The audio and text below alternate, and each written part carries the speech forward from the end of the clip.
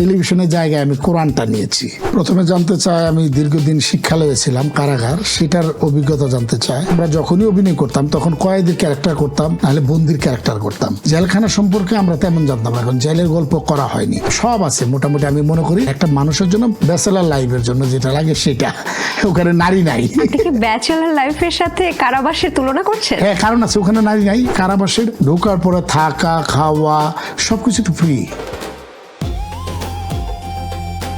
আপনার কি মনে হয় এই মুহূর্তে জাতি এবং সবাই আপনার কাছ থেকে কোন তিনটা বিষয় সবচেয়ে বেশি জানতে চায়?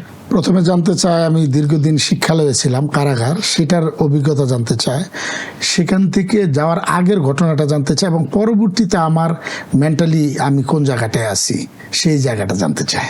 বাহ, আপনি একসাথে অনেকগুলো প্রশ্নের উত্তর দিয়ে দিবেন মনে হচ্ছে। তো প্রথমে আমরা আপনার প্রথম প্রশ্নটাই জানতে চাই যে তার কারাবাস হওয়ার আগের মুহূর্তটা কি ছিল, কেমন ছিল? আসলে একজন শিল্পী হিসাবে আমি এটা কখনো আশা করিনি, জাতি আশা করছে কিনা আমি জানি না। সত্যিকার অর্থে দিন শেষে আমি নাট্যকার, অভিনেতা, নির্মাতা সিদ্দিকুর রহমান।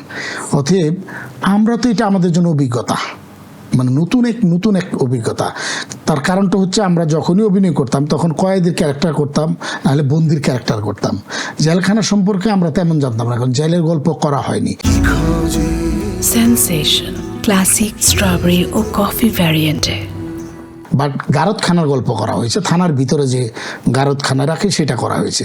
বাট আমি মনে করি যে বাংলাদেশের, আমি যেখানে গিয়েছিলাম সেটা বাংলাদেশের ভিতরে আরেকটা বাংলাদেশ।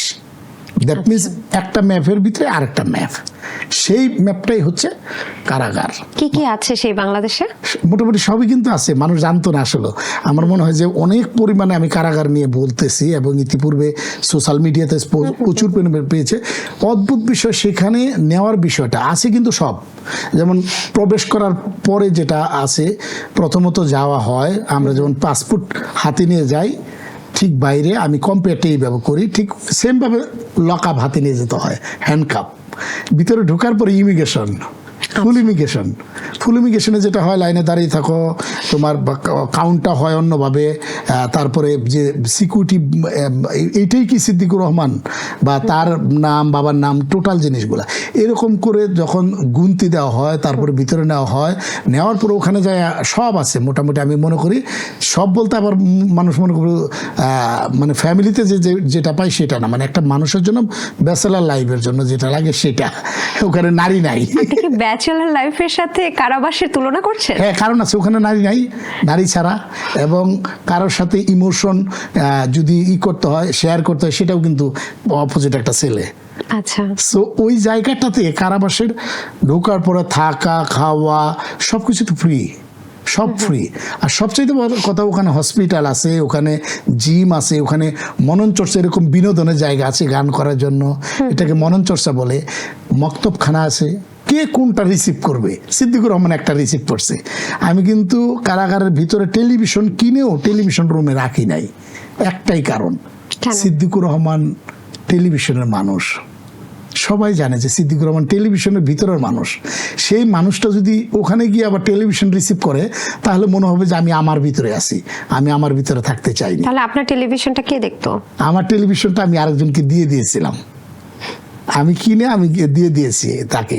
কেন দিয়েছি? যে আমার ওখানে টেলিভিশনের জায়গায় আমি কোরআনটা নিয়েছি। আচ্ছা, আমার টার্গেট লাইনটা আলাদা, যে সিদ্দিকুর রহমান যেদিকে যে পথে হাঁটে সেই পথটা নিয়ে এখান থেকে বের হতে চায় না, এটা আলাদা একটা পথ নিয়ে যেন বের হয়। বিকজ চমকের জায়গাটা আল্লাহ পাকের জায়গা থেকে হেদায়েত প্রাপ্ত হওয়ার পর মনে হয়েছে যে না, সিদ্দিকুর রহমান অভিনয়ের জীবনে যা করেছে সেটাই কিন্তু চমক। আই থিঙ্ক দ্যাট যে আমি যখন ডিরেক্টর আমাকে কোনো ক্যারেক্টার বুঝিয়ে দিতাম, কিন্তু সেই ক্যারেক্টার থাকতাম না। সিদ্দিকুর রহমানের নিজস্ব আইডেন্টিফাইয়ের জন্য সিদ্দিকুর রহমানের মুখ থেকে যে ডায়লগ বাড়ে, মোস্ট অফ দ্য ডায়লগ থাকে ওই লোক আমার নিজস্ব। আচ্ছা, সো ওখানেও সিদ্দিকুর রহমান আলাদা চিন্তা করছে।